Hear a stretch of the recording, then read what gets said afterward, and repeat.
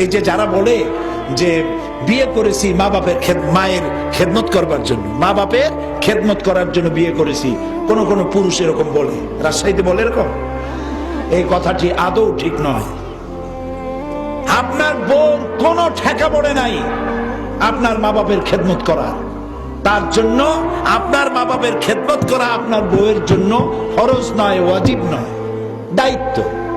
তিনি করবেন, এটা তার দায়িত্ব, কিন্তু আল্লাহ তাকে বাধ্য করে নাই।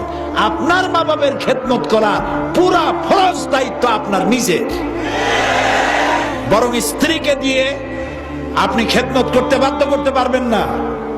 আপনি তাকে অনুরোধ করবেন, সে খেদমত করবে, এটা তো দায়িত্ব, করেও থাকে আমাদের দেশে, কিন্তু আপনি ওই কথা বলবেন না। तुम्हारे शहर का मौसम बड़ा सुहाना लगे, मैं एक शाम चुरा लूं